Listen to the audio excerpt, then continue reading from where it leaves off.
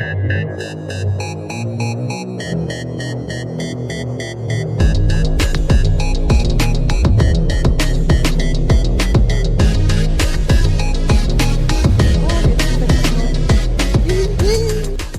tout le monde, dans cette vidéo on va parler de comment survivre en Thaïlande.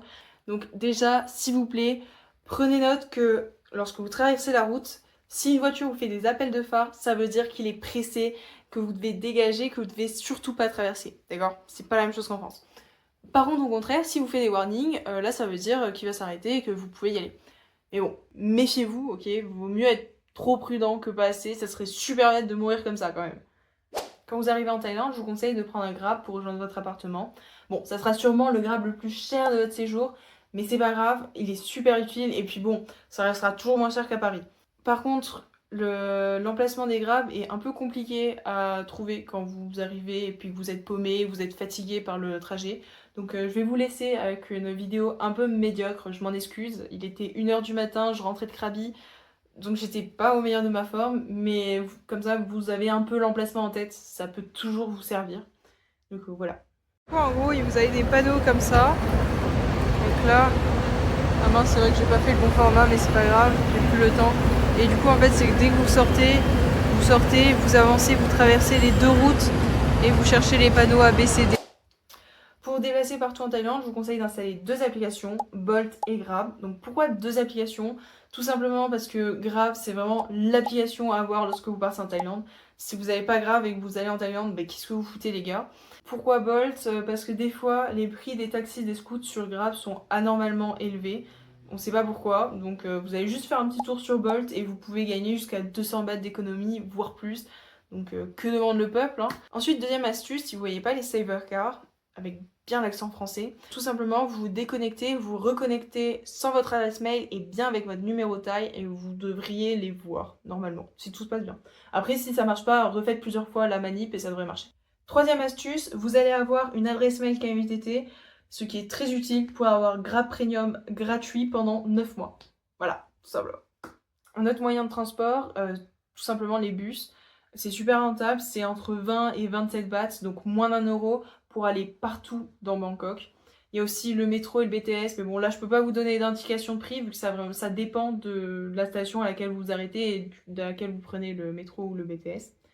Ah oui, et du coup quand vous prenez le bus, il y a toujours un contrôleur qui vient vous faire payer dans le bus et qui vous demande où vous allez. Voilà, il vous demande votre arrêt. Ah oui, et aussi pour le métro et le BTS, n'oubliez pas qu'il ne faut surtout pas perdre ou jeter le petit jeton ou la petite carte que vous allez avoir parce que du coup c'est utile pour sortir du métro. Vous ne pouvez pas sortir sans.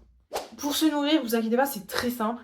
Soit vous êtes des gros flemmards et vous commandez sur Grab, soit si vous n'avez pas trop le temps, vous allez au 7-Eleven du coin, vous avez une sélection de plats infinie. En plus, ils ont des micro-ondes, donc ils vous font chauffer votre plat. Donc quand vous sortez du 7, vous avez votre plat tout chaud, tout prêt à manger à la maison. C'est parfait. Soit sinon, si vous avez le temps de sortir, si vous avez envie de découvrir la culture thaïlandaise et toute la nourriture thaïlandaise, vous sortez dans la rue et je vous promets que vous n'aurez aucune difficulté à trouver de la nourriture. Il y a de la nourriture, mais partout, partout, partout. Rien qu'au bout de la rue de Zens, vous avez les meilleurs pad thai de Bangkok. Je vous promets que j'ai pas réussi à trouver meilleur pad thai qu'au bout de la rue de Zens. En plus, ils sont seulement à 60 bahts. Ils sont vraiment pas chers. Il y a aussi les nouilles les plus rentables au bout de la rue de Zens. Vous avez des nouilles à 45 bahts et si vous êtes des gros gourmands, vous pouvez prendre le gros bol à 60 bahts. Donc c'est vraiment rien et elles sont super bonnes et c'est vraiment pas cher quoi.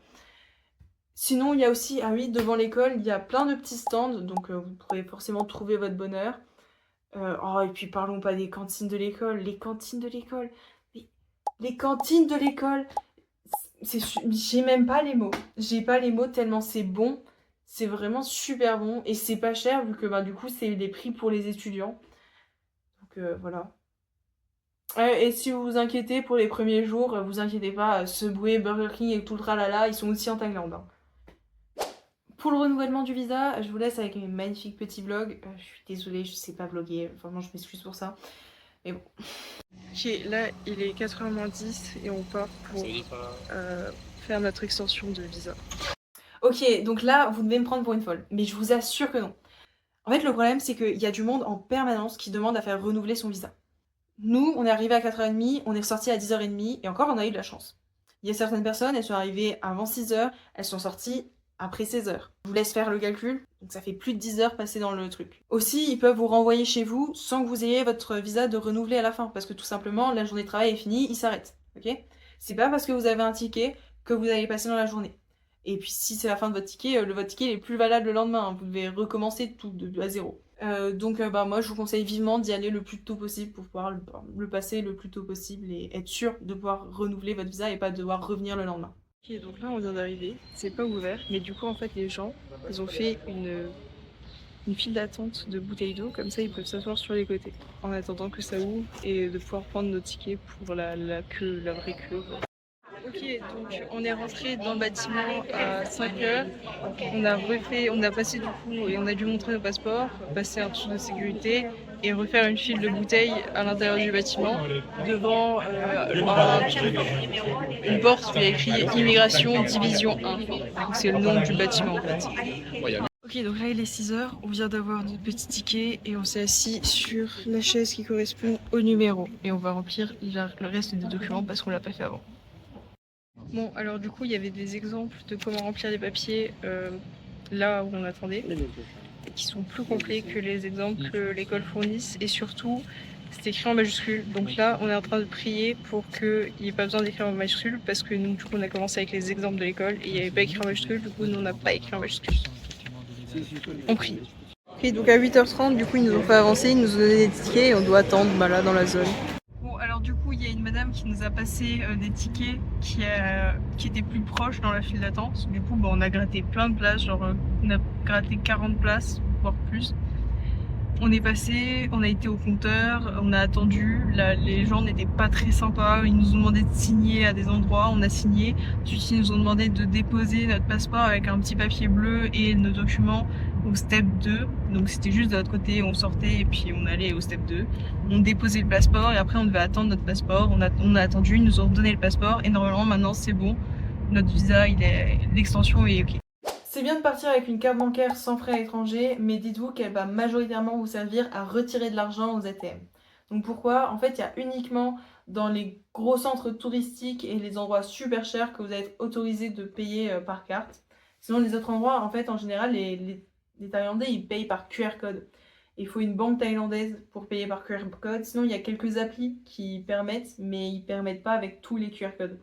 Donc vous allez devoir souvent payer par cash. Même au 7-Eleven, il faut un minimum de 200 bahts d'achat pour pouvoir payer par carte. Donc maintenant, comment ça se passe pour retirer de l'argent? C'est très simple, vous avez des ATM un peu partout. Par contre, vous allez avoir 250 bahts de frais imposés par la banque thaïlandaise. Ah oui, et à un moment donné, il va vous demander si vous voulez faire avec ou sans conversion. Si mes souvenirs sont bons, il faut faire 100 pour avoir le moins de frais possible. Voilà. Et je vous conseille de retirer le plus possible parce que dans tous les cas, vous allez devoir payer votre loyer en cash et tout le reste. Donc vous allez vraiment dépenser beaucoup en cash. Donc c'est soit 20 000, soit 30 000 bahts à chaque fois. C'est l'heure de faire la valise et vous paniquez. Voici mes conseils. Donc déjà, si vos parents vous le permettent, partez avec une valise presque vide. Comme ça, vous aurez largement la place pour ramener ce que vous allez acheter là-bas et puis tous vos souvenirs, quoi. Je vais prendre la liste parce que de tête, c'est juste impossible. Donc déjà, 3 pantalons que vous mettez de normal en France parce que tout simplement les Thaïlandais ils s'habillent comme vous et moi lorsqu'on est en automne ou en printemps parce que pour eux la chaleur ça n'existe pas en fait, j'ai l'impression. Ah oui, un gilet pour déjà dans l'avion, dans le ciel il fait froid. Si vous n'avez jamais pris l'avion, je vous le dis, il fait froid dans les airs. Et aussi dans les salles de classe, ils mettent la clim à fond. Donc les premiers jours, vous allez avoir super froid dans les salles de classe. Donc vous serez bien heureux d'avoir un petit gilet à vous mettre sur les épaules, voilà. Ensuite, plus de 7 t-shirts, donc 10-11, comme ça vous pouvez faire votre semaine tranquille, même si vous transpirez, c'est pas grave, vous en avez 10-11, et puis vous pouvez faire votre machine tranquillement à la fin de la semaine. 2 shorts pour vous balader dans Bangkok. À noter que, n'oubliez pas pour les temples, pas de shorts, c'est pantalon et aussi épaules couvertes. Donc pas de débardeur dans les temples. Vos produits hygiéniques, bien sûr, et bien évidemment, je vous aide pas à faire votre trou de toilette, vous savez faire ça quand même. Donc gel douche, shampoing, les serviettes, voilà quoi. Un drap pour votre lit. Donc le dessous de drap, c'est pas obligatoire, vous arriverez à trouver facilement dans les magasins. Mais par contre, un drap simple. Parce qu'en fait, je sais pas pourquoi, me demandez pas, je crois ils dorment tous avec la clim, je sais pas si c'est pas, mais en gros, j'ai pas réussi à trouver un drap simple. ils vendaient que des couettes. Du coup, ben voilà. J'ai dû m'acheter un gros set avec dessous de drap, thé d'oreiller, la grosse couette. Ben, votre ordinateur, tout simplement, vous y allez pour travailler hein, à l'origine quand même. Une gourde, c'est super utile ça. Vous avez des points d'eau partout dans l'école, donc vous allez pouvoir remplir votre gourde plein de fois parce que vous allez boire beaucoup s'il fait chaud. Donc c'est cool de pouvoir remplir sa gourde. Si vous êtes un gars, pour l'uniforme, prenez une chemise blanche à manches longues et un pantalon noir. Et vous pouvez aussi tenter de prendre une ceinture noire pour voir si ça passe. Donc là, je pense pour les hommes, je pense avoir dit le principal. Là, tout de suite, je vois pas de trucs nécessaires en plus. Si vous êtes une femme, du coup, par contre, pour vos règles, je vous conseille de vraiment prendre tout ce que vous allez avoir besoin pour toute la durée de votre séjour.